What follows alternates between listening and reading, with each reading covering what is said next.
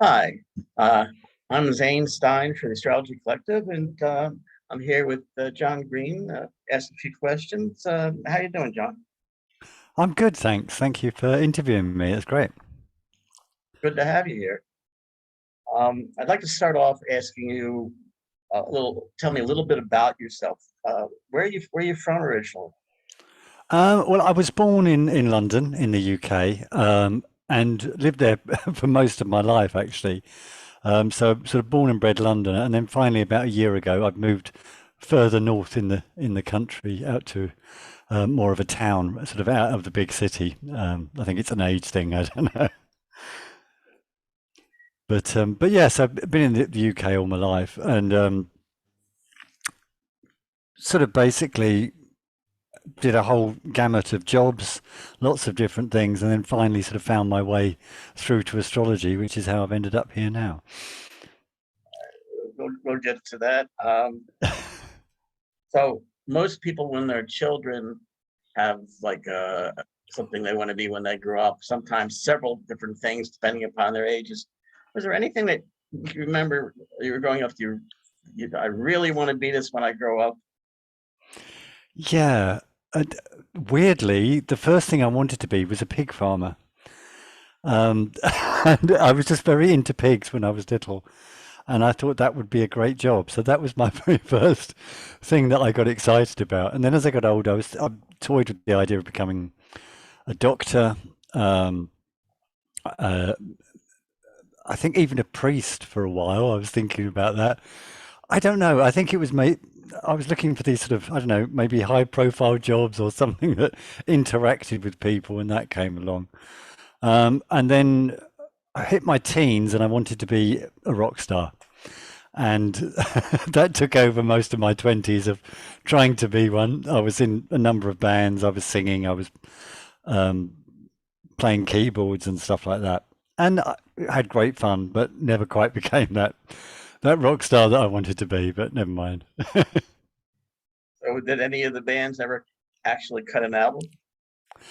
No, I've got lots of tapes and lots of old songs lying around. Some are totally lost or whatever. But yeah, and I sort of moved on from that and ended up DJing, and so I DJed for quite a bit of my 30s, and that was good fun. DJed sort of in some of the big London clubs, and that was really enjoyable. So I got my into music that way.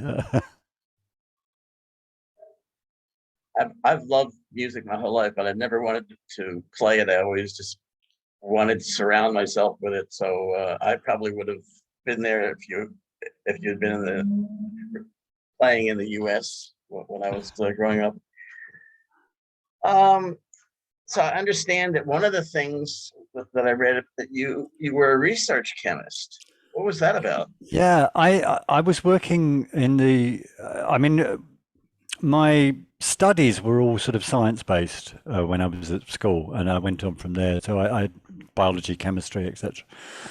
And so I worked for a while in a research and development lab in London for a company specializing in foot products, actually. So I was working. It was an interesting job because you did something different every day. So I was working on corn plasters one day, or different types of adhesive. Probably the strangest one, we were working on a foot deodorizer, and it was my job to test. And the only way you can test the smell, we had all these volunteers wearing these special socks and using the foot deodorant, and I had to collect the socks on a Monday morning.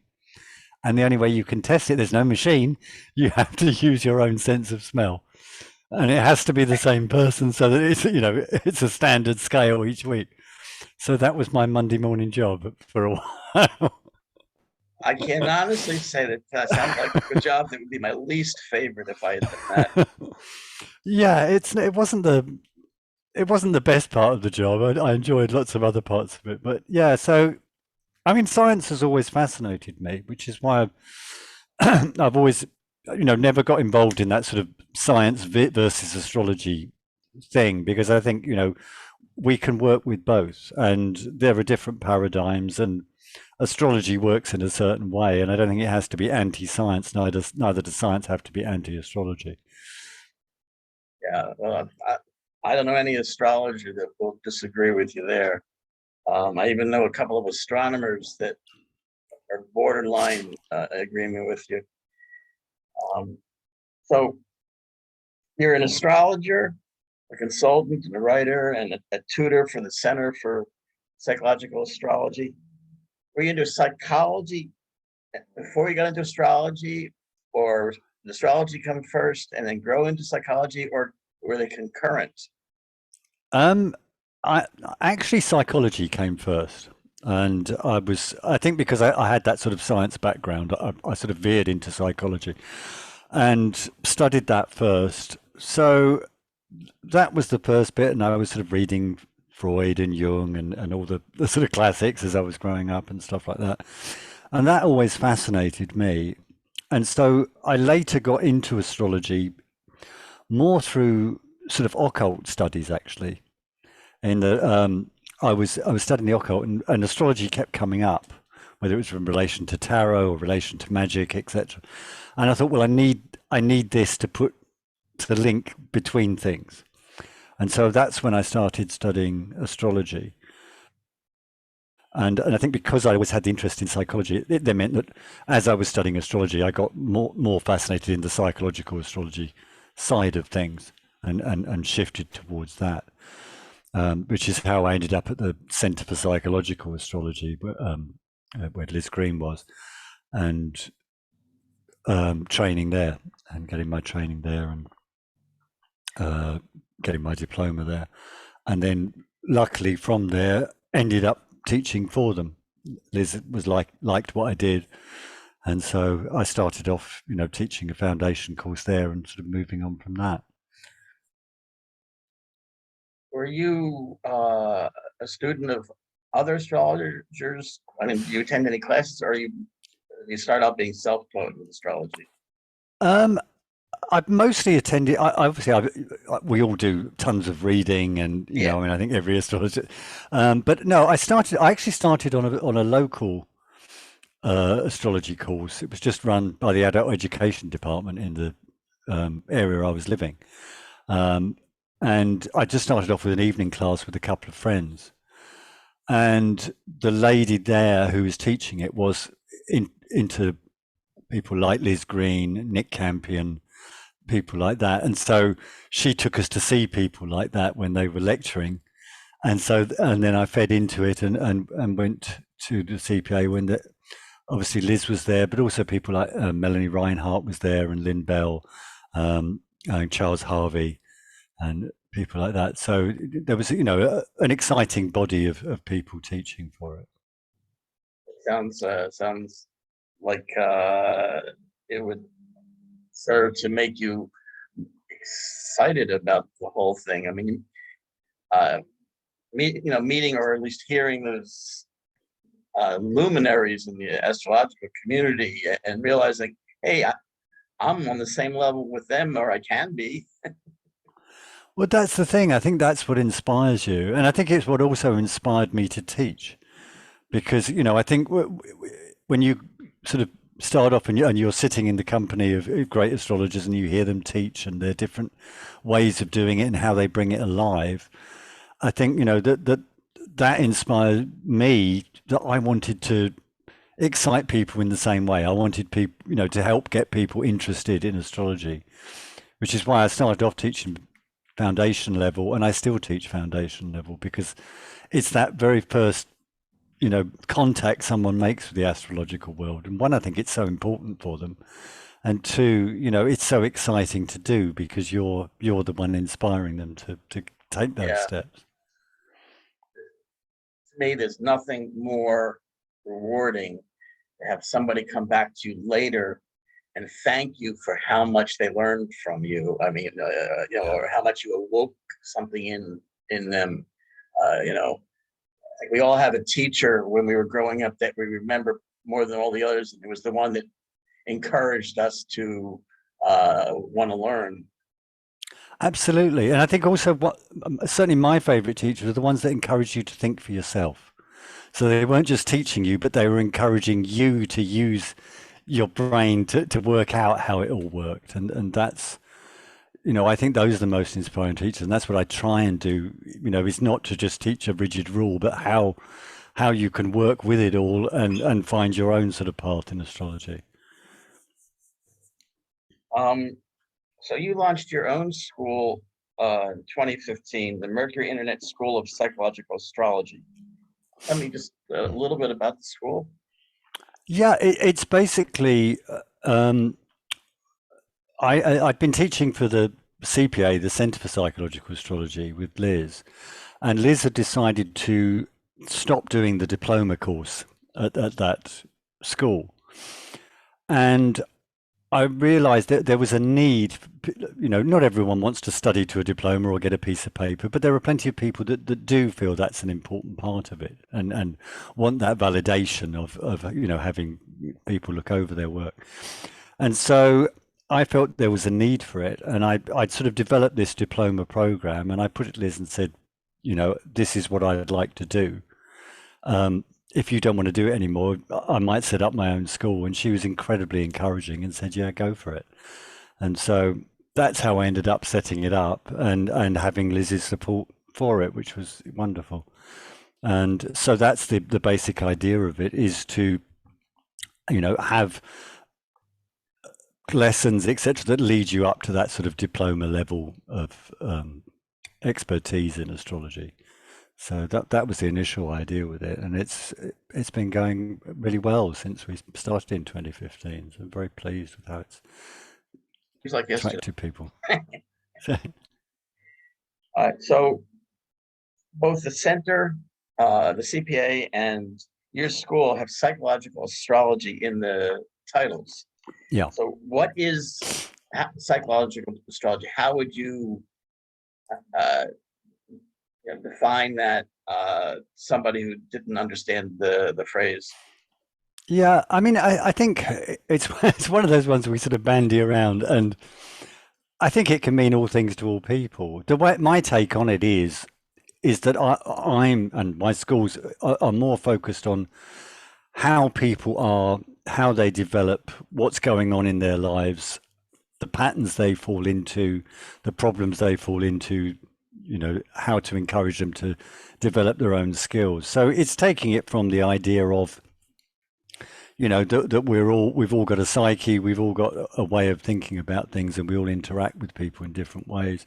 So using astrology to understand that context of each individual human, rather than perhaps, in a more broader context with regards to prediction or whatever. We still do, you're looking at trends, etc., but it's not about a concrete prediction, but more about sort of self-development as a person and understanding yourself. Okay, yeah. Are there particular psychologists that you gravitate toward as far as their perception, their writings? I mean, Jung is probably the classic that I think a lot of people in psychological astrology are attracted to, basically because he perhaps took a more spiritual view on things compared to a lot of perhaps more current psychology, as well as obviously prior psychology through Freud, etc. So, I think it has a spiritual link. It has a good model of the psyche, but it is only a model, and we're just using these as ideas to play around with, who we are as people. Obviously, following on from him, you've had people like James Hillman, etc., who have developed that. James Hollis. There are some interesting, perhaps more modern sort of post-Jungians that we'd certainly refer to in those. And obviously Hillman went on to more archetypal astrology, which has a lot of common threads, really. There's not a huge difference, but, I think perhaps in psychological, we focus more on that sense of the self and building that. But there's a huge overlap with the archetypal and how we involve with different archetypes and inhabit different archetypes, etc., as we develop. When I was freshman in college, I was indeterminate as far as a career. So I decided to pick psychology. And so I was fascinated. I don't think I stuck with it for any other reason in that I decided that, the only reason you're doing this is because you want to find out what's wrong with you. So I switched my major. But I'm a big fan of the works of Jung. I've read a good deal. I've glanced through a copy of the red book. I can't afford to buy one. And I was a member of the Jung Society here in Western Australia for several years. So it turned out that the majority of the members of the society were also either astrologers or knew how to cast charts. So it just kind of went with the territory. Absolutely. No, it certainly goes alongside it. And I mean, Jung used astrology quite extensively in his work, although it's not necessarily publicized as, that well, but he certainly did. And so, I think that's why his work does run an interesting parallel to what we do in psychological astrology. Absolutely. You wrote a book, Do You Love Me? The Astrology of Relationships. Yes. Everybody's interested in relationships, whether in astrology or not. It's like, right. So what would I find in the pages of that book? Tell me a little bit about the book. It's basically, when I was learning, I was looking for a book on synastry to look, in particularly comparing, one another's charts, whether that's in a relationship like family or friends, but obviously love relationships often comes up a lot when we do consultations with people. And I didn't find one that I really liked. And so I sort of set it in my head, well, that's something I'm going to have to do. And it took me quite a number of years, but eventually I got to that point. And it's set out, it's almost like a short course in that I sort of taught it as a course to students first, and then developed those transcripts into a book to explain it. And the idea was to not have it as a sort of cookbook type thing, whereby you just look up, well, if your Venus is on their Mars, it means this or whatever, because that isn't really how synastry works. And it comes from an understanding of the whole chart.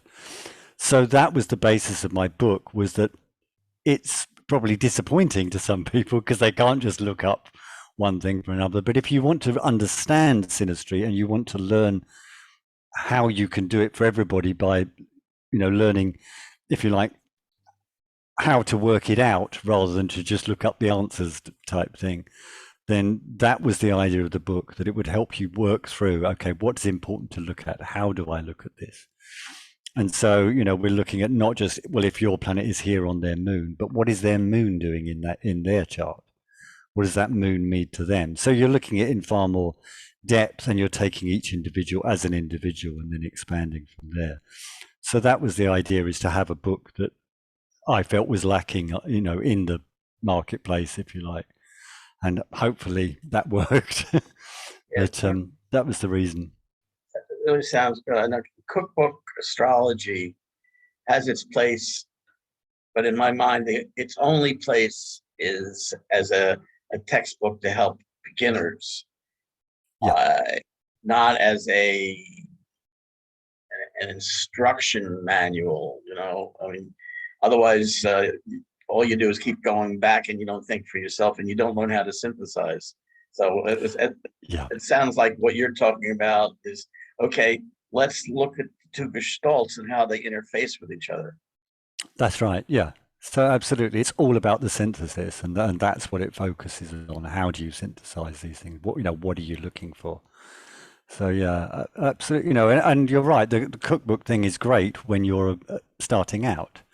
I think we all need it and need that sort of security of it to look at. But once you get to a certain stage, it's easy to keep referring back to them instead of what you really need to do is sort of put them to one side, not look at them again, and work with your own ideas that you've built up from having some guidance from them. So let's discuss the workshop that you're going to be Yeah. giving for us. The Saturn Experience Invocation of Always. Tell us a little bit what we have to look forward to.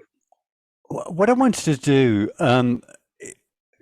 obviously, I've spent many years sort of teaching, and you teach about Saturn or you teach about a specific aspect or whatever. But what I felt we'd been missing for some years was the experiential side of astrology, whereby things are far more free form, and you're sort of guided towards something, but you fill in the blanks, if you like, from your own imagination, if you like. And so I developed, this, and obviously it's a thing that's in many different forms in Jungian thought. That you use active imagination to work out things in your psyche. In the occult workings, you do path workings, or it's guided imagery in some philosophies and stuff. So it's the same thing, but it's about an experience. So what I do with it is to sort of take people on a journey. So you'll be shutting your eyes and imagining and going on a journey, and I'll give certain framework to that. But then I'm leaving pauses and spaces for people to imagine what's happening specifically to them. And then when people do that, then they write down their notes or they draw little pictures or whatever, and take a little bit of time to do that. And then we'll talk through it, and we'll talk through some of the stages and what they might bring up, what they might mean. And then obviously take examples from the group people to talk through and relate it back to their chart. Well, how does this show? Because I think, and I went with Saturn. I mean, I've done it also with other planets, etc. You can do it with all sorts of things. I think Saturn is an important one because it is so much about, things that we feel are important but don't always feel good about. Whether that's through guilt, or whether it's because we feel we're no good at it, or whatever, or we were deprived it, or we rebel against Saturn because it feels like an authority. And so I think, Saturn difficulties, issues, delights, whatever you want to call them, are things that, many people come up against. So I thought that was a good one to develop and to allow people to feed in their own particular Saturn through the course of it, and then get some feedback on how that might be working for them, and perhaps different ways they can approach Saturn in order to feel a bit easier about it, or resolve some of the issues they might have. I can honestly say that more of my clients over the years have had problems that could be directly tied into their Saturn aspects in their chart. Any other one planet, maybe it's the kind Sure. of one that I attract because I have Saturn in my seventh house, but that's my perception. It is everybody's is dealing with Saturn issues, and their priority one way or another. Either they're facing them or they're running away from them, but they're interacting Exactly. with it. Yeah. Exactly. Yeah. And so, and I think, experiencing it, through imagination is another angle on getting to grips with it. And it ties in, I think, with the idea, that you work with in consultations, which is rather than giving people advice or whatever, you give them some tools, almost have a dialogue with their own Saturn to find out ways of working with how it is for them, and let them work it out, work out the best way of working with it, with your help and guidance, but you're not instructing or telling them, you're letting them figure it for themselves, which is always, I think, the way that we all learn the best, is to when we figured it out ourselves. It goes back to what we were talking about earlier with the teachers that you remember the most are the ones that encourage you to think for yourself. Yeah. So what would you say the most important thing you'd hope people would be getting out of the workshop when they leave, that they take with them? I mean, I think, as I said, because it's something we all sit there, obviously we won't have time to talk to everybody and go through each individual one, but we'll talk through the framework of it, and everyone will have made their, imaginative journey and written their notes. And so they'll know the way to start working with it. And so I think what I'm hoping is to give people a different way of working with Saturn, or a different, feeling to it, and something that they can go back to, if they want to have, say, a bit more dialogue with their Saturn, or to find out a bit more about it. And so I'm hoping that I give people another tool to work with it, and find their peace with Saturn, if you like. I like that. I'm looking forward to that. But is there anything else that you'd like to share with us? Anything at all before we finish up? No, just like to say how much I'm looking forward, to doing this with the group, because I think it's wonderful, and it's so nice. It can be so hard working out time zone differences sometimes. So I work Tell me that. a lot in Europe, and some parts of the States is easier. But it's great to be doing something the other side of the world, and connecting out with people, so that we can sort of work together, which is great. Yeah, well, I as I say that I dabbled in Zoom before the pandemic. I become a real old hat with it now. Yep. So, would you like to mention your your web address in case anybody is interested? Sure. Yeah. The best website to have a look at is the Mercury School one, which is mercuryinternetschool.com. And that you'll see the courses that we run, and it also has links to like my own website and the other tutors' website that work with me at the course, etc. So you can explore out from there. Well, all right. Well, thank you so much for speaking with us. I'm really looking forward to the talk. Thank you. It's been a pleasure, and I'm looking forward to it too.